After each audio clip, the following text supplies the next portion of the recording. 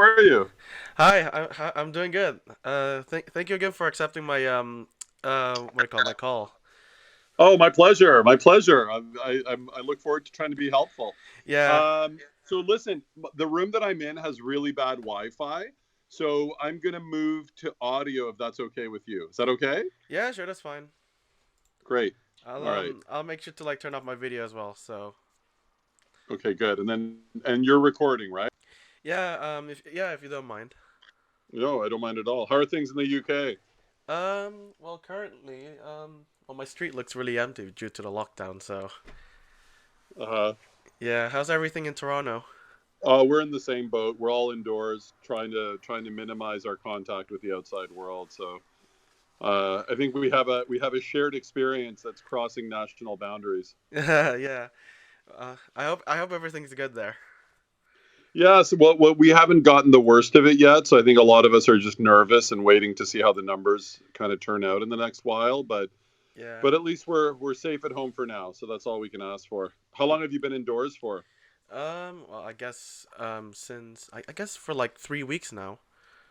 I'm not too sure because I've gotten an email from my university saying that they're gonna be closing, and but we're still gonna be doing online classes. Oh, okay, So cool. yeah. And um, well, it's kind of a gamer's dream, though, right? Being stuck indoors. yeah. Oh, that's hilarious. Okay, so how's your project going along? Well, so far, well, I've kind of misread the module. I did say that I'll be doing a dissertation on the topic is how games can improve your general skills. Hmm. But it turns out that will be for next year. This year we're just doing the literature review, where it's like we'll be looking at the current existing sources that like has done research on practically the relevant to the topic that I want to research on. But it's just like seeing what have they found and what have they not found, and yeah. Okay, so I have a few questions. How do you define general skills? Well, it's just stuff like maybe how like say if you're working at a retailer and how do you like improve, like maybe you played a game where you can sort out sort out like your inventory, but then at work you kind of know how to do that, and you kind of use that skills that you've learned in game to work, or even just in Right. general. Sorry, it's just my first time doing a dissertation. No, that's why I'm help. Part of the reason that I'm asking you is not to give me an answer, but for you to think through. That's the teacher in me getting you to think through a little bit about that. So yeah, like feel free to kind of work your way through it, because I understand the difference between skills and knowledge. So right away, one game that comes to mind where you can do some research is a game called America's Army. Do you know America's Army, or have you um heard of it? I don't think so. Let So me search it up. so, um, so America's Army is a game designed by the American government to train soldiers. Mm-hmm. So that is a game that was deliberately designed to teach soldiers the skills that they need to work in the battlefield. So for your literature review, I bet if you check the databases on America's Army, you're going to find many articles that will talk about the development of military skills through the use of that game. Oh, okay. So it's one of those simulators for the army. Yeah, but it's actually not, it's actually a game. And they used it as a recruitment tool where if you went to a recruitment office in the US, they would give you the game for free. Mm. But it's actually a very high level, very good game. Like it's not just like some crappy, sort of institutional game. But if you look it up and do some research in that area, I think you'll find a lot of good stuff. Oh, okay. So because I think what you've got to narrow down a little bit is maybe how you define skills and what skills are. So I think part of your literature review might be that a little bit because skills is a very broad category. All right. I've mentioned on, well, so far my intro, saying that the what do you call that? the research on, similar to my topic, has like primarily like a primary interest to like people who are in the field of ludology and ludology, psychology, and also pedagogy. I think that's the right Oh, way to say it. pedagogy, Yeah, pedagogy. Uh-huh. and That's it's a fancy word to say teaching. yeah, because I've read one of the articles from let me just check the thing now, my recent my sources, from Reading Teacher. It's about how it's how it's possible to communicate to students about like teaching them like making their grades into like leveling up or even like an XP kind of thing, and making Mhm. homework like quests and stuff. So the people you should be looking at for that, the most important book you can read is James Paul G. Do you know James Paul G? James Paul G. um G E E. G. Oh, James Paul G. Okay. Yeah. So so his book, what video games can teach us about, I think, learning and literacy, I think is the book. Do you have it there? Yeah, I can see it. That's the most important book in the field.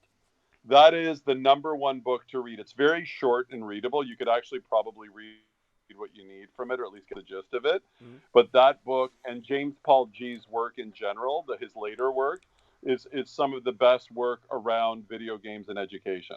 Oh, okay. And he also has articles, shorter articles that touch on the same topics if you just want to look through the databases. All right. As for my other sources, I've already mentioned Jane McGonigal's Reality's Yeah. Broken and why games make us better and how they can change the world. My tutor recommended me to have a read at that because as it has a an emphasis on gamification and how we use that to like to like say work or even like to any other stuff. Hmm.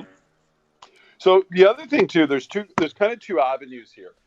One is, so do you know the difference between gamification and game-based learning? I think gamification is just. I think gamification is like turning, changing your perspective of one thing into like a game-based environment. And I think what was the other one? Game-based learning. Yeah. Um, I think game-based learning means um whatever whatever things you've learned from that said game, like like whatever knowledge you've learned from that game can can be applied to like what you're doing, like if like to a thing that's like relevant, like say organizations skills and Hmm. such. So that's kind of it. So what you're looking at with gamification, when you use the term gamification, often it's actually not a game at all. What it is it's all the reward mechanisms that surround games, like achievements, experience points, badges, right? Hmm. So for your literature review, one thing you want to think about is this: that on one hand, you can motivate people to learn skills using gamification by rewarding them for doing things. Like if you learn how to do this, you'll get experience points or a badge or an achievement or Oh. go higher on the leaderboard. And that doesn't mean there's no game being played necessarily. Like you could just be like, every time you spell a word properly, we'll give you a point, or every time you put this box in the right place, you'll get a badge, right? Hmm. So what that does is that reward system incentivizes changes in behavior or the learning of a skill. But the thing with gamification, even though it's called gamification, it often doesn't actually involve a real game.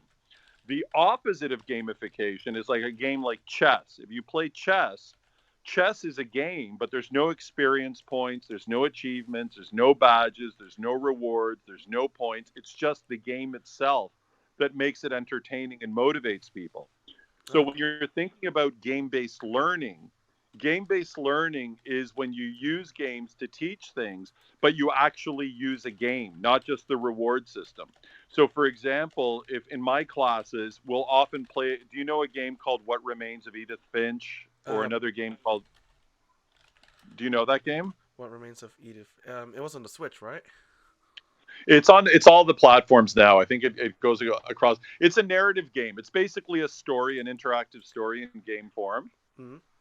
and basically what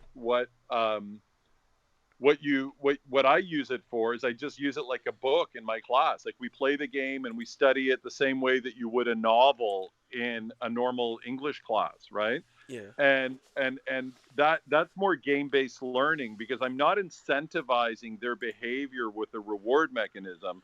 I'm actually using a game as the center of a learning experience. Oh, so it's like So a method of some sort.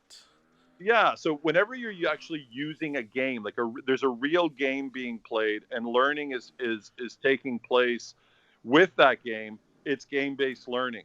Whenever you're using an external reward mechanism, it's gamification. And what's interesting is they're both ways that you can learn skills. Like for example, going back to the example that you gave, if I design a game that teaches you how to stock inventory at a grocery store and you're playing the game to learn how to do it, that's actually game based learning. You're actually doing the thing that you're learning how to do in the simulation. But with gamification, that the way I would do it is okay, every time you properly, uh, you know, uh, do an aisle of the grocery store and you do all of your, whatever that would involve. You get everything right. You put all the price tags properly. We will give you 1,000 points every time you put the right product or the right price tag on the right product on the shelf, right? Yep. So it's two different things. One is you're rewarding somebody for doing the thing that they're supposed to do. In another hand, you've developed a game where they practice doing what they're supposed to do. And then what you have in some situations is you get both. You get a game that has, which is like most video games. Most video games, you have a game and you have the reward mechanism. Like you like to play the game because you like to shoot people, but Yeah. you also like to see yourself level up, and you're shooting people because you want to level up and get the best gear at the next level, right? Mm-hmm.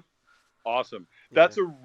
That is the most important thing for you to know in terms of the division of how games are used for training and learning. Mm-hmm. And then when you're going through the literature review, you can look at. I mean, you can do it any way you want. I mean, you could, because the thing about your, I don't know how often for a dissertation or for a thesis, it's 2,000 words, right? Yeah. Well, I The think for our dissertation for next year is gonna be 5,000 words, but our literature review is gonna be 2,000 words. 2,000 words. Yeah. So even though that sounds really long, it's actually not really long. So what I would recommend is you might just want to focus on something like how does gamification work to teach you skills, or general skills. Okay. So that way, there's lots and lots of articles where people talk about how those reward systems, those that what are called extrinsic rewards. Do you know the difference between extrinsic and intrinsic rewards, or intrinsic and extrinsic motivation? I'm familiar with it, but I do not know the meaning. Sorry. Okay, so it's super. No, no, don't apologize. It's super important because extrinsic motivation. If I say to you, okay, Josh, Yeah. I'm going to pay you $5 to clean up your room. You're going to clean up your room because I'm offering you $5, Yeah. not because you see any great value in cleaning up your room. Mm-hmm. So I'm motivating you to clean up your room extrinsically, right? I'm extrinsically motivating you to clean up your room. If I say, Josh, listen, if you keep your room clean and organized, your life will be better. You're going to find everything that you need. You're going to feel better about your living environment. So why don't you go clean up your room? Well, Oh. you may decide to clean up your room not because I'm giving you a reward, but because you actually think in and of itself it's a good idea. So you're intrinsically motivated, right? Mm-hmm. So when you do a class, if you're doing the class just for the grade, like you're not interested in the material, you think it's kind of boring, but you want to get an A, so you work really hard just to get the A, you're being extrinsically motivated. Okay. If you love the class, you're in a game design class and you're right into it and you just want to learn how to code and how to do the art and you don't care about the grade, you just love what you're doing, that's intrinsic motivation. You're intrinsically motivated to get the job done. Okay. Games games use both, and typically the game itself, the fun that you have to play the game, If you're playing, what's your favorite game or what's a game you really enjoy? Doom. Doom. Okay, so you're playing Doom. When I've never actually played Doom, which is really sad because it's one of the most iconic video games in history, but I haven't Yeah. played it, I have to admit. So when you're like, you love to play Doom because you love to shoot things and the art and the graphics and all those things. That's your intrinsic motivation, the actual entertainment. But then on top of that, you also want to get levels and points and achievements. That's the extrinsic motivation, I right? see now. So, So people say that intrinsic motivation is generally better because it's more deeply felt by the person. You're doing it kind of for the right reasons. But that doesn't mean that extrinsic motivation isn't effective because extrinsic motivation, like salaries, doing work for money is extrinsic, and obviously that works very well. Or doing work for grades is extrinsic, and that uh, works very well. So in the world of game-based learning and gamification tends to be more about extrinsic motivation, and game-based learning tends to be more about intrinsic okay. motivation, So, right? so extrinsic has more of a, like a reward based motivation, and 100%. That's right, right. intrinsic is more towards like how like the person like feels like motivated, like I I want to do this because I feel like I'll get stronger or something, right? Or Or yeah, or you just love to do it. It's an interest. It's a passion. It's something that you feel there's value for you doing it for the thing itself, not because of the reward. But and that is such an important division. Even as a game designer, it's good to know that because there are games that actually are very intrinsically motivating, like Tetris. Right? Tetris, you don't really get points or levels or rewards. Like you just love to get those blocks to fit and to see the lines disappear. But there are other games, there are a lot of like mobile games that use a lot of extrinsic motivation, like levels, achievements, loot boxes, like every reward you can imagine. And if you yeah, look at the game itself, like for example, Candy Crush uses a ton of extrinsic motivation. Like yes, there's that fun game of making the candy connect and making them disappear, mm, but they have all kinds of systems that they reward because they know that extrinsic motivation is a way to psychologically compel people to play the game, even if when the game is not that fun or it gets boring. You want those points, you want those achievements, you want those gems. mm, So when you're looking at, and this all going back to your literature review, because you don't have that much. I mean, obviously, you think 5,000 words is a lot, and it is. I mean, it's not a small amount of time. yeah, What you could do is focus your efforts on instead of doing everything, like doing game-based learning and gamification and all that kind of stuff. You may choose to just focus on gamification and do the whole thing about how gamification and extrinsic reward mechanisms can incentivize change in behavior, or you can go the other end of the spectrum and just look at game based learning and seeing how game based learning can help skills, although that's harder. I'll be honest with you. It'll be harder for you to show and demonstrate how game based learning can, because there's not that many great examples of how game based learning can produce changes in skills. mm, So, my recommendation to you would be to focus your efforts around gamification and external reward mechanisms okay. as a suggestion. I mean, as you do your reading, and you'll find your level of comfort, and you'll obviously work with your tutor, but Mm, it's probably just easier, and you can become an expert in external reward mechanisms based on your research, and that will be a nice thing for you to know a lot about as a game designer. yeah, yeah, I'll definitely look more towards gamification, but I think the intrinsic side of motivation could be interesting to like insert into my dissertation.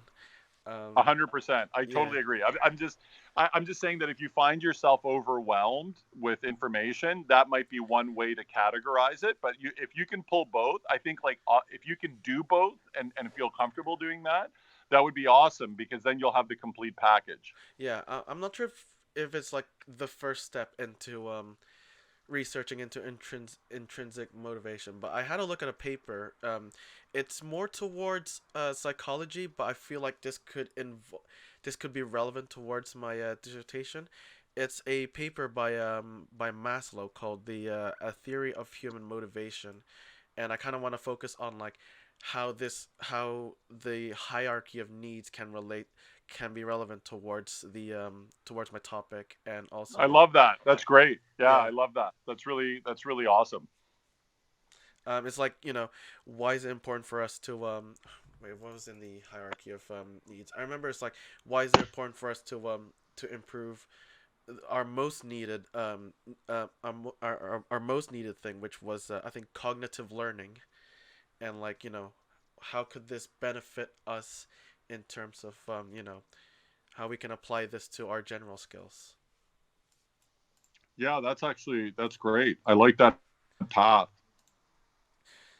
um are there like any other like psychology, or even like anything that's related to intrinsic motivation that I could look into? Let me hold on. I'm just going to pull up my database here. Um, in a dissertation, are we allowed to like put in like rhetorical questions? Because I kind of like, when I was like doing my research on this paper, I kind of thought of like things that could relate to how games can improve your general skills, Mhm. like why do we play video games, and also, can commercial video games be at the same level as educational video games, because they practically kind of do the same thing. Like they kind of educate you, they reward you, and they kind of like give you this motivation of completing it and stuff, depending on like Mhm. your interests and whatnot.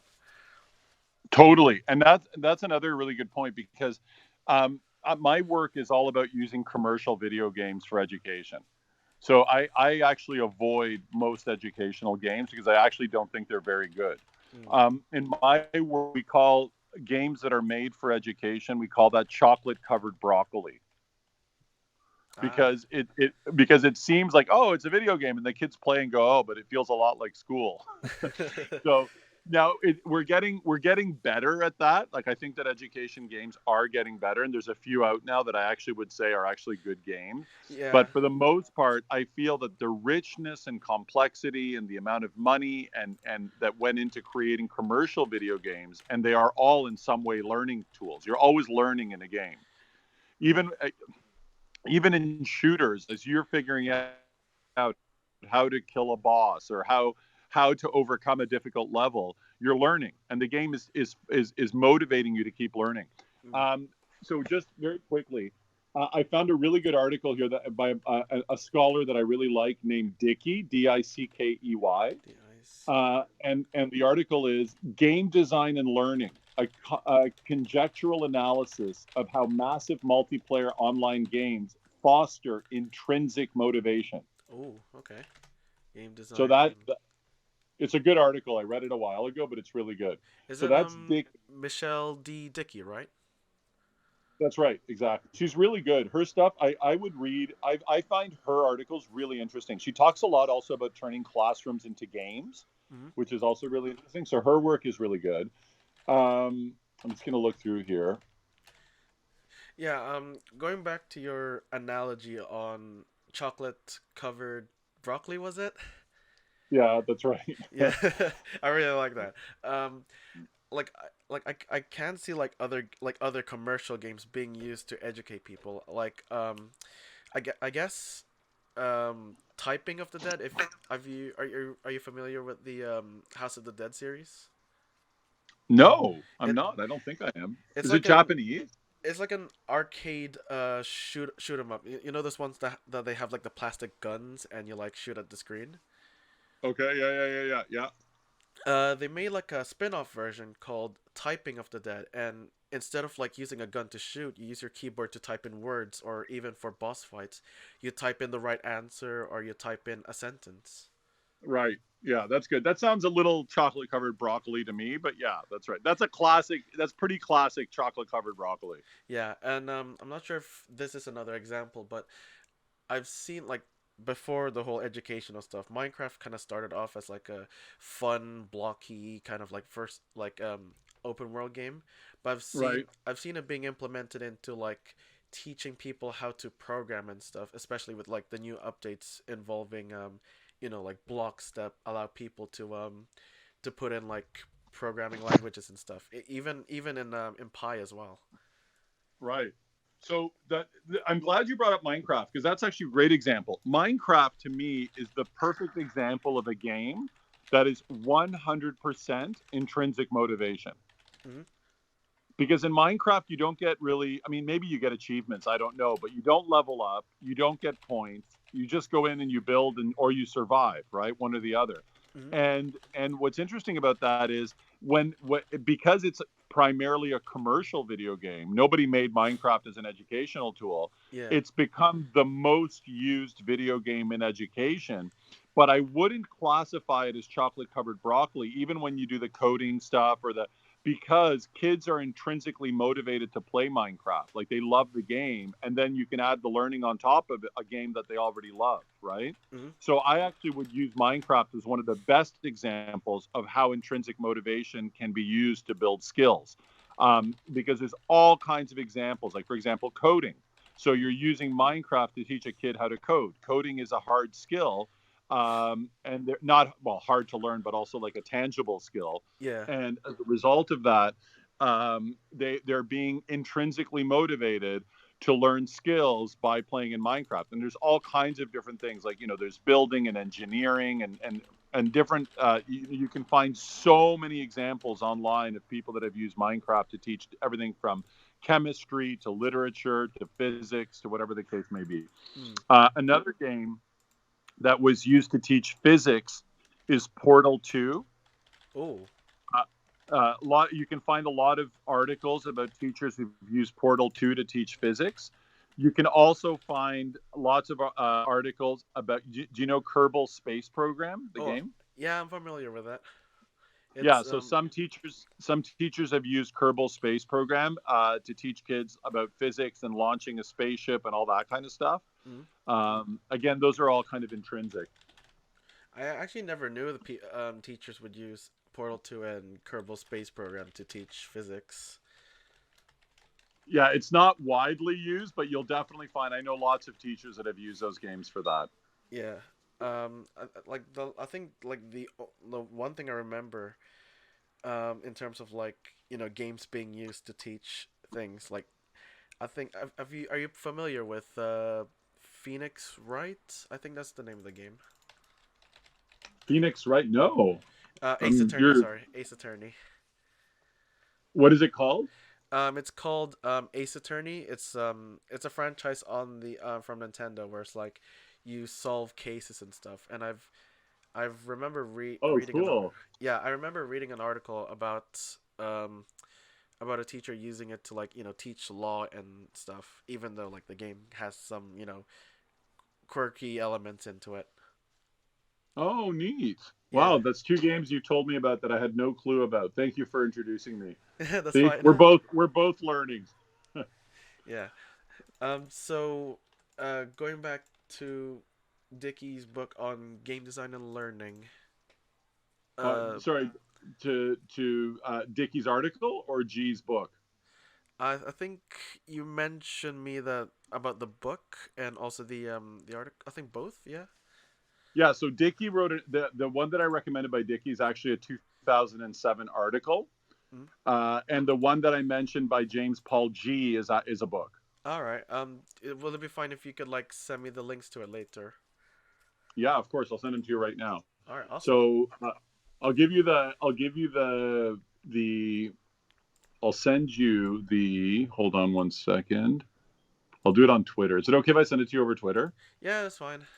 Or actually, do you have? Why don't you give me your email address and Yeah, I'll send you sure. an email with the link. Hold on. Where is it? Where is it? Yeah, I'll send it over Twitter. It's this one.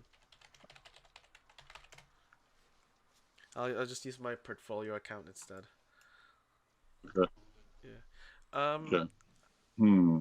I'll send you a few articles by G, Mhm. not just the book. You should probably look at a few. Some of the articles might be good to start with. So there's one there. The other guy you might want to look at is Kurt Squire. Kurt Squire. Dr. Kurt D. Squire, right? Yeah, he's your University of boy. He's California. Yeah, Irvine. He's at Irvine. Okay. I'm not sure if it's good to like put into my literature review, but um, like obviously there are like a lot of good things that games can do, but I also kind of want to look at like the potential negative, like it's kind of like sounds stereotypical, but like the potential negative aspects to what do you call that, to how games, like how games can affect you. For sure. So I would say that, I mean, I think it's beyond the scope of your paper to start talking about things like video game addiction, and I just don't think but where you can critique it, and you'll find a lot of critique, is there is a lot of criticism around gamification. Mm, And people say that it's not really a game, and that you're just motivating people to do things like monkeys by rewarding them, and that it's not ideal. So yeah. you could actually spend a few pages of your paper discussing some of the negative criticism of gamification, Mm. All right. and you'll find a lot. There's a lot of people who criticize it, so it won't be hard for you to find criticisms of gamification. Ah, okay. Let's see. All right, here's the book I mentioned about, teachers using gamification for their lessons. It's called are you familiar with The Reading Teacher? No. It's a I think it's like a article, like it's like a magazine kind of thing for like it's educational based. The one article I found is called "Vocabulary by Gamification," and it's written Mm-hmm. by Tara L. Kingsley and Uh-huh. Melissa M. Grabner Hagen. Okay. Yeah, I don't know them, but yeah. Yeah. Wait, are you able to But it see? sounds interesting. Are you able to see? Wait, can I screen share or? Yeah, yeah. Here, I'll turn on my camera. One sec. I don't think. Yeah, there we go. Share screen. Screen one. There it. Okay. Okay. So, can you see the screen? Yep. All right. Well, Here. actually, I didn't really have to turn on my camera, but yeah. But yeah, this is the article, well, part of it, and they have mentioned, like, here's the mention of these homeworks or quest cards, Right. and they even mention, like, if you do this, we'll give you 60 XP, and yeah. Right. Yeah. There you go. So that's it. That's classic gamification. That's a good article for you to have for sure. Mm. And they even have these like cards. Well, I like they like I'm not sure if I like read this in detail, but I remember it says that they're kind of similar to like report cards with, like, the leveling up and also the XP up here. Right. Yeah. That's right. That's good. Yeah. So yeah, I thought. Yeah. Like schools. I mean, you could look at school as a bit of school is kind of like a bad game, right? Every time you graduate, you level up. Your marker your experience points, and Yeah. then when you write an exam or a final project, that's like the boss fight. Mm, Right, so that it's already that system is already very gamified, even though people don't notice it, mm, and people are just reconfiguring the same system by calling grades experience points, and instead of leveling up and achievements and all this type of stuff, is they kind of are using us, they're reskinning, essentially what they're doing is they're reskinning education mm. with a reconfigured reward system. I see. So 1 second. So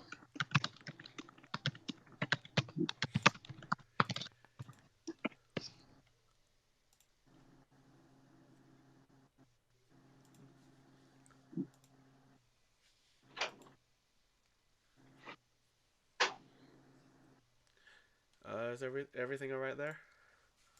yeah, I'm just looking for another article for you here. All This right. one also looks good too. Okay, here we go. All right. So I think I'm going to send you. Here are some good reads. I'll send this to you right now. Mm-hmm. All right.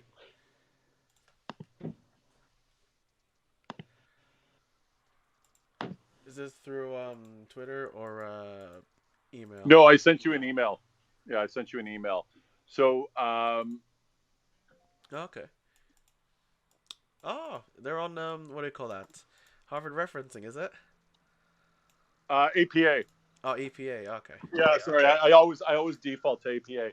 And is that what system do you guys use, or have you been asked to use? Um, for referencing, Yeah, we've been told to use Harvard referencing for our Harvard. Okay. Yeah, yeah. But don't worry, I use it. I'll sort the thing out myself. Okay, cool. Yeah, sorry. We always use typically in game studies and psychology and education, we use APA. Yeah. That's the most common one because it's psychology and game studies are very closely tied to psychology. Oh, Yeah, so it's probably just the preference of your department to use the Harvard method. yeah. Um, Yeah, I think like yeah, I've noticed that with not only both in my my time in college, but also in uni, they always say that we should use Harvard referencing to make our thing much more reliable to have a look at. oh, really interesting. Might be Yeah, a British thing. yeah. All right, so let's see. James Paul G, MD Mickey, Squire K, and all right, okay. Yeah, I think yeah, I'll definitely have a look at those. So I think here's where I stand is that I think now you have enough resources Mhm. to get you busy, like to keep you busy trying to sort everything out and work through your lit review. Yeah. And when is your lit review due? When do you have to Um. have it in? Oh. Well, surprisingly, next week Friday. we. Okay, so what I'm happy to do is if you have any questions that come up along the way, just feel free to write me, and I'm happy to give you whatever information I can give you. All right. Awesome. Um. Yeah, I have. I'm currently at the process of writing my introduction. I may need to refine it soon, and yeah, I'm gonna have to like send it draft over to my teacher. But will it be fine if I also send a draft to you? Like, give your like opinions on it. Like, Yeah, yeah, yep, for sure. all right. Happy to look at it. All right. Awesome. I think this concludes our call for today. Perfect. Yeah. So, Josh, it was really nice to meet you, and it sounds like you're going to learn a lot, which is the best part through this project, which is awesome. Yeah, you too. It's an honor. It's like it's my first time speaking to someone with with a PhD in ludology, right? Yeah, well, yeah, basically, I did my doctorate on Grand Theft Auto 5. Oh, really? No Yeah, way. I looked at how white adolescent gamers encounter race in Grand Theft Auto 5. Oh, that I'm actually gonna have a read of that later. That sounds really interesting. It is. It's really fascinating. It was amazing. It was an amazing project. I learned a ton, and it was awesome. All right. Okay. Awesome. Sorry. Could you do one more thing before I go? Of course. Yeah. Oh, I think my teacher would really like this. Could you like say hello and could you tell my teacher Lloyd Jones hello and how are you doing? Of course. Of course I would. Hold on. Hi, Lloyd. How are you? Thank you for putting me in touch with Joshua, and I hope everything is going well for you in Wales. Awesome. Thank you very much. All right. Have a good day, okay? Okay, you too. All right. Stay safe. You too. Thank you. Bye. Okay. Bye.